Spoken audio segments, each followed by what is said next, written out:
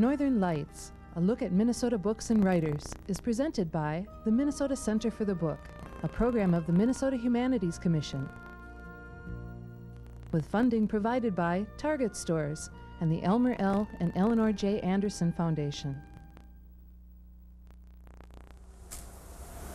Hi, welcome to Northern Lights, a look at Minnesota books and writers. I'm Dave Carlson, and today we're going to visit with two Minnesota authors who write for children and whose latest books deal with winter. Lise Lunge-Larsen writes about the tale of the Birkebeiners, the cross-country skiers who rescued the infant King of Norway many centuries ago. And Judy Stern writes about P.J. Penguin, who saves the icy and snowy continent of Antarctica from greedy exploiters. So grab some hot cocoa, wrap yourself in a blanket, and enjoy these tales of winter. Hi, we're here at Banning State Park with Lise Lunge-Larsen, storyteller and writer from Duluth, originally from Norway, and she came over for college to Minnesota and has lived in Duluth. She also has kept her Norway roots intact by importing a Norwegian cabin or chalet up to her lake estate up on the Caribou Trail in northeast Minnesota. Lise is the author of 3 books for children. The first book is The Legend of the Ladyslipper, an Ojibwe tale. The second book was The Troll with No Heart in His Body, which was a Minnesota Book Award winner and was illustrated by fellow Minnesotan Betsy Bowen. And the latest book in 2001 is The Race of the Birkebeiners, a tale from Norway about cross-country skiers saving the infant King of Norway many, many centuries ago. Lise, why don't you first, we'll talk a little bit about that. There's no snow here at Banning State Park, but the Race of the Birkebeiners is going well and successful and of much interest now. So I know the snow will come, so it'll be good for your book. But tell me a little bit about the Race of the Birkebeiners, and first of all, what is a Birkebeiner?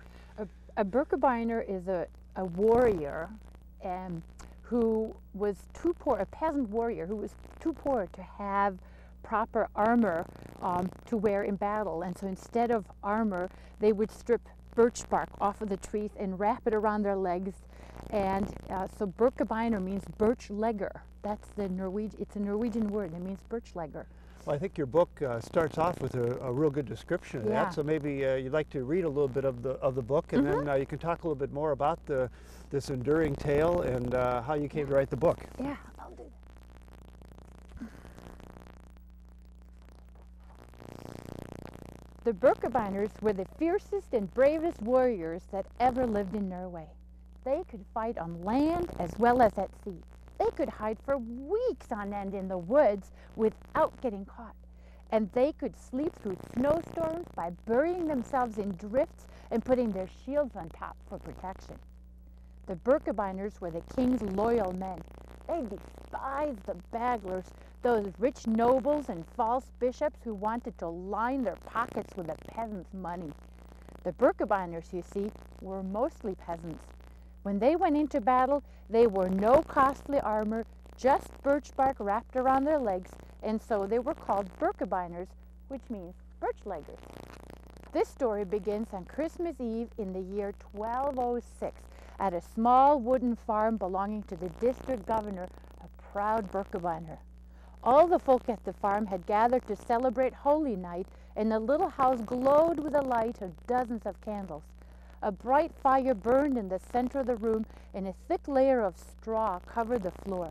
Tonight, everyone from the littlest herd boy to the master and mistress of the house would sleep together in the straw in memory of the Christ child born in a stable so long ago.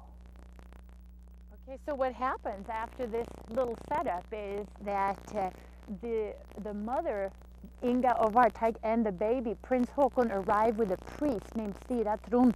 They have been hiding for a year and a half, and now the enemy, the Baglers, are getting so strong that they fear they're going to be discovered, and they want to kill the infant prince so they can put a king of their own on the throne. So they decide to do something very daring, and rather than ski the normal route up to Nidaros, where the Birkebeiners were strong, they were going to ski to the east over the mountains, which are the coldest, snowiest, most dangerous mountains in all of Norway. It was a very risky thing to do, but it was their best chance. So they left at night, but unfortunately they were caught in a storm. And the part that's reenacted every year by 10,000s of Norwegians and up to 8,000 to 10,000 Americans is the part where the mother has to give up the baby, and she hands this baby over to these two Birkebeiner cross-country skiers, two of the best skiers in all of Norway. And they think they aren't going to make it because it's such a bad storm. They have lost their way, but the two men take the infant prince and they ski off into this snowstorm, up and up and up and over the mountains with snow reaching all the way up to their thighs. And amazingly, they find shelter and they stay there. And what's even more amazing is that the mother and the rest of the Birkebeiners catch up with them later in the night. So they're trapped there, but eventually they manage to ski to safety. And so it's that dash over the mountains is what we reenact. There is another part to that story that's one that I absolutely knew nothing about, and that is that the mother had to undergo something called the ordeal of the burning irons to prove that the baby was indeed the son of the king. The king had died 3 weeks before the baby was born. So she had to carry hot burning irons in her hands, and according to medieval law, if she did this, and they would wrap her hands in bands of cloth, if after 3 days she showed no burn mark, that would mean she spoke the truth. But if she did show even a trace of a burn mark after having carried these hot glowing irons the whole length of a church, then if she showed any trace of a burn mark, it would mean that she had lied. And so she did this. And after 3 days, they unwrapped her hands and they were perfect. Witnesses said that her hands were even more beautiful than before. So people felt that it was a miracle and that God had spoken to them and said that Prince Haakon needs to be the king. He is the king's son. So he did become king, and he actually became the greatest king that Norway ever had and ushered in a period of great peace and prosperity and a wonderful time in Norwegian history. And this is what we reenact every year. Being from Norway and growing up with the tale and knowing it very well, as every child and person in Norway probably does, yeah. Had you long thought about having this idea for a book? Yeah, I had always wanted. I always thought it's such a marvelous story, and it's a true story, which kind of adds to it. And the fact that it's reenacted every year, 800 years later, by 10,000 plus Norwegians and 8,000 plus Americans, sort of lended significance to it. What really got me interested was when I realized the mother's role. I had always known about these two men who skied with the baby, that stretch. What I had not realized was that the mother was right behind, that she skied the exact same distance. And I understand they now have a cross-country ski race for women celebrating that fact. Yes, they do. I enjoy the idea that my fellow countrymen and I were kind of on the same wavelengths and kind of going, wait a minute, that mother skied too. And so just 2 years ago in Norway, they began a ski race for women only called Ingalomi, named after the mother, and it's skied by women. And the Queen of Norway skis this every year, and this is a pin. A silver pin, which my husband actually brought for me when he skied the Norwegian Birkebeiner, and that is a pin of Inga skiing over the mountains. And of course, the American Birkebeiner is held from Cable to Hayward, Wisconsin every February, and that is based on the Norwegian Birkebeiner. It's based on the Norwegian Birkebeiner. It is thousands and thousands of Americans reenacting this event that happened to test, their own strength and endurance, but I think also, especially now, to celebrate that kind of endurance and strength and commitment to to bring that to celebrate what they did, which was to try to do all this to bring peace and unity to their country. Your previous book was The Troll with No Heart in His Body, Yeah. and you illustrated, it was illustrated by fellow Minnesotan Betsy Bowen. Yeah. It was a Minnesota Book Award winner, and tell us a little bit about that book, how you came to write that, and working with Betsy. I have been a storyteller ever since I came to the United States, and of course being Norwegian, trolls were immediately part of my repertoire, and over the years of telling stories, the troll stories were always what captured the kids' imagination. They could never get enough of them. And it was an idea I'd had for a long, long time to do troll stories.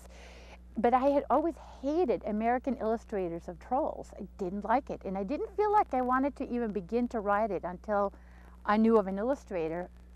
And I was fishing around and I thought of Betsy and this amazing woodcuts that she does. They're so strong and bold, and with their link to nature, that kind of grainy, gritty quality, and yet also kind of a quirky sense of humor. And I actually ran into Betsy at a book signing and talked to her, and initially I sort of thought she should do troll stories and could write them, and she said that she was having trouble with the writing, and why didn't I send her some manuscripts? And so I did, and that's how we began this book. It's very unusual to have a writer and an illustrator working together, but in this case we approached the editor together, and it was a very satisfying project to get to pick out 9 of my favorite troll stories that I have worked with over the years and put them together, and then to see Betsy's illustrations. You know, you have an idea in your head when you tell stories of what they should look like, and it's very scary because you don't know if the illustrator is going to capture your vision. And when I got this book, it was beyond my wildest dreams. It was so beautiful and so exactly right. I could hardly believe it. And you also worked with Caldecott-winner Mary Azarian Yeah. on the Race of the Birkebeiners Yeah. book. Did you have that same chance to talk with her or kind of envision, give her what you thought the book should be, how it should be illustrated? Somewhat. With Betsy, it was very unique because she came to hear me tell stories and record me so that she could really capture the flavor. Mary Azarian lives in Vermont. She's an expert on medieval art, so she had some wonderful questions. Like she wrote me on a piece of birch bark saying, would they have had color on their clothing other than medieval brown and black? And I was able to find illuminated manuscripts that showed clearly that they had reds and blues and other kinds of bright colors. And I also sent her stacks of books of building styles in Norway in the Middle Ages, pictures of the landscape in that particular region. I had been able to go to Norway because I go every year, and I went and took photographs and got postcards from the region where this event actually took place. So the landscape is exactly the way that it looks. She has perfect, captured the style of the skis, the clothing, the houses, the interiors, everything. And we had a relationship going there too, because I was able to send her a stack of books this high. So, yeah. Your first book was Legend of the Ladyslipper. Yeah. And if you want to talk just a little bit about that, and this was your first book, what got you started into writing? I wrote this with a friend of mine, Margie Preuss, and it was a funny story because it actually started out as we had this idea for a project we wanted to do, which was much, much longer and very appropriate for 2 people to work on. It was a big project, and we sent this idea off, and embedded in this idea we had saying we could do it not just on stories about trees, which was the project, but also stories about flowers and rocks and birds and animals. And here is an example of a flower story, and it was a synopsis of this, and that was what captured our editor's attention. She said, why don't you just write about that? And we said, oh, okay. So we ended up writing about the legend of the Ladyslipper rather than this big long book about trees that we had in mind. So that's how it was sort of accidental. Describe how you see storytelling and writing for children fitting in together. Well, it fits for me because The heart of writing for children is a respect for the child and an understanding the way that a child sees the world. So as a storyteller, having told stories for more than 25 years, I have a real innate sense of what it is that appeals to children, what really moves them, what gets their attention. There's a lot of books that are about children rather than for children. And those are interesting to adults usually, and they buy them in droves, and they're often bestsellers, but they're not really books that you see children picking up in and of themselves. So what I have learned through storytelling is to see the world through the eyes of a child, because I spend so much time with children, and that's what really colors my writing, is this ability to know almost instinctively what it is that appeals to a child. And so I also pace my writing so that it can always be read out loud, that it's meant for oral reading rather than silent reading. So there's a certain rhythm, there's a pacing, and so when I write, I kind of tell the story out loud first. With a Birkebeiner, I had to record myself. I just closed my eyes and got out a tape recorder and a microphone, and I began telling the story the way I would have done it to a bunch of kids, and that's how I found the rhythm and the sort of the central point, because I was working with so much historical material. It was hard to know what to include and what to leave out, and that's how I discover it. So I work directly with children. I always try out the stories on children. Okay, this is called a mangletre, and this one is from 1815, but they were certainly in existence in Norway for long before then. And this is what people use for ironing their clothes with. They would attach, you see marks here, they would attach straps with either heated up stones or heated up iron. And they would, they usually goes with a long rolling pin, and they would roll it over the clothes and iron clothes with this. And they have beautiful horse handles often, or different animals, and they were often very beautifully carved, as this one is. Well, Lisa, tell me what you're working on now and what your next big projects are. I'm working on, well, I have a couple of things. I'm finishing up another collection of stories, sort of stories that I have tried out for several years. I mean, that have been part of my repertoire and that I have kind of fished out and put together in another collection. So I'm really excited about that one. And then I'm working on just other stories. There's really, again, it's whatever it is that appeals to me. There's some element in different stories. There's stories behind everything, and when there's an interesting story there behind some why, usually, why are things the way they are, then.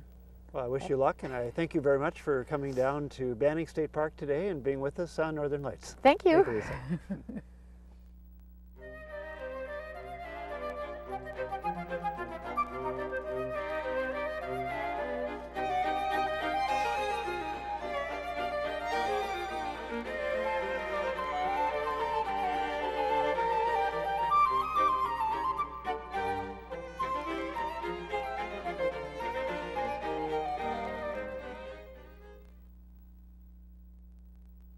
We're here in Marina and St. Croix with Judy Stern. Judy is a designer, an outdoor enthusiast, a canoeist, a paddler, a fisherwoman, and also the author of PJ Penguin, first in what is hoped to be a series of books for children about this little guy here, PJ Penguin.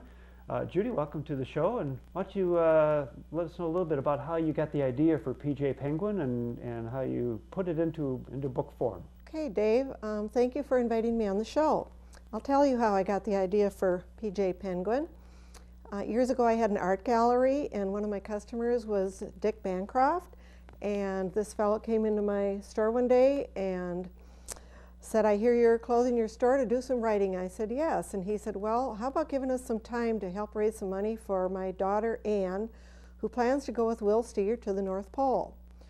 So I started reading all about Ernest Shackleton and Cook and all these explorers, and of course about penguins. And I thought somebody should write a story about a little fellow who can help the environment and other animals. And so I wrote some little stories, and I got very busy doing other things, and Ann went to the pole, and I ended up opening up a store in Marina and St. Croix, and time went by, and finally, this past year, I said, it's time.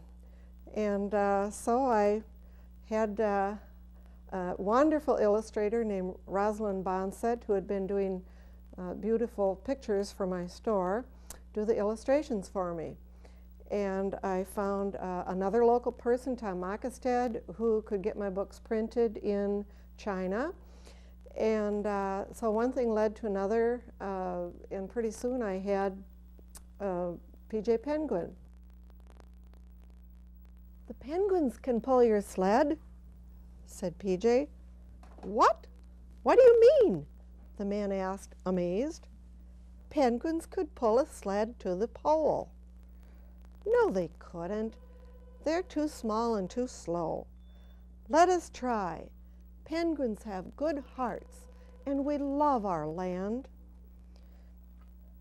"Well, it wouldn't hurt to try," shrugged Mr. Redcap.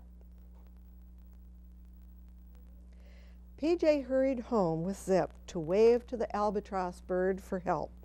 He told the penguin colony that they must help to win a race if they wanted to save themselves and their land, for all the baby penguins and the animals and the people who wanted to share. They were so surprised to see PJ with Zip that they believed his story, and they hurried off to choose a team among themselves and agreed that PJ should ride atop the sled and lead the way, for he was the wisest amongst them all. The whole penguin colony was there to wave to the team with a big cheerful send-off. Before they left, PJ stood on top of the sled, which was packed with shrimp and fish, and waved his cap to his cheering crowd. "We will make it," he cried, "for the love of our land and the preservation of the penguin." "Woof, woof," barked Zip. "Awk," squawked Al the albatross. "Haw!" ordered Mr. Redcap as the team jumped forward, and off they went. I decided to try to raise the money myself to try to have my own publishing company, because I was interested, of course, in maintaining some control over the storyline and over the design and so forth. And I was immediately successful. I sold 200 books right away, and out of the edition of 2000, we have sold 1,000. And I have since learned that it's really hard work. And the trekking around to the stores and the going to the schools, and it's all fun, but it's also very hard, and it does take away from my writing time and my time to be an outdoors person and an environmentalist. So I'm rethinking my strategy here lately. The wide-winged albatross soared overhead as a scout. His strong wings and sharp eyes could be a big help, and PJ's team needed help because Blackbeard's team was a whole day ahead of them. They wondered if they would ever catch up. On the flat ground, the men skied ahead to break trail for the little penguins. PJ showed the men how not to fall into a crevasse, a wide open crack in the ice so deep that one could never climb out of it. He told the penguins how to pass by the men and fall on their tummies and push with their wings and slide down a glacier, a frozen river of ice and snow. He would jump off the sled to peck at a penguin who became sleepy, and he knew just when to allow them to stop and stretch, scratch and yawn, shake, or preen their feathers. How long did it take you to, once you came up with the idea, to actually put it into book form and get it down on paper and do the whole process? Oh boy. The first idea for PJ Penguin was 10 years ago, and the first rough story was written then. And it has undergone several changes since then. The basic premise is still there, but the characters have evolved. Characters have been added. PJ, who was just going to be this character at Antarctica, has ended up to be a character who goes all over the world and has adventures every place. And so he's into doing things like helping other animals that he finds in distress due to an oil slick on the water, or due to global warming, or due to some of these other problems that are human-made ones. The sled flew in the air behind, with PJ hanging on for dear life, while Zip and the men watched in wonder from the top of the mountain. PJ and the penguins passed Blackbeard's team, and Blackbeard only heard a short whizzing sound and saw a flash of white and black coats and a crazy sled flying in the sky with a sailing penguin hanging onto a rope. It was PJ. "I must be going crazy," said Blackbeard. "I thought I just saw penguins flying by me." Judy, I understand you bounced some of your early ideas off of school kids. Why don't you talk about that a little? Okay, well, I was teaching a class in American Indian spirituality through the St. Paul Science Museum with a friend named Ed McGaugh, who's a Lakota person. And in my class, one of my students was a local teacher named Marcy Worth, who taught second grade. And Marcy and I really clicked, and I asked her if I could come and read the stories to her classroom to test them with the children, which I did. And the principal sat in, and we had a wonderful time. I went back on several occasions and listened to when the children laughed, and listened to when they screamed with joy when PJ triumphed. And I made some slight changes due to the suggestions of the principal and the teacher, but also due to the way they reacted to the storyline. So they were very helpful. And then once the book was published, we had a wonderful party at the local school, and everybody came to celebrate with me. So that was wonderful, and now I'm still using those kids to help me out. And you're doing lots of other school visits all over. Yes. Mm-hmm. They planted a flag in the ice. It was black and white with a picture of a penguin in the center. Oh, it was such a happy time. PJ and Zip had another adventure, but that's another story. Well, Judy, it was nice being here today in Marina St. Croix and visiting with you and PJ Penguin, and I look forward to a lot more books with PJ, and hope good luck with everything with your writing. Thank you very much, Dave. Thanks for coming to Marine. Okay. And thanks for joining us on Northern Lights. PJ Penguin has one wing shorter than the other. Judy created PJ as a physically challenged penguin who overcomes most obstacles. When the Down Syndrome Organization of Southern Nevada found Judy's book, the volunteers used it as a theme for a recent charity ball at Bally's Hotel in Las Vegas. The auctioning of the Christmas tree, books, and stuffed animals will help Down syndrome children. Northern Lights, a look at Minnesota books and writers, is presented by the Minnesota Center for the Book, a program of the Minnesota Humanities Commission, with funding provided by Target Stores and the Elmer L. and Eleanor J. Anderson Foundation.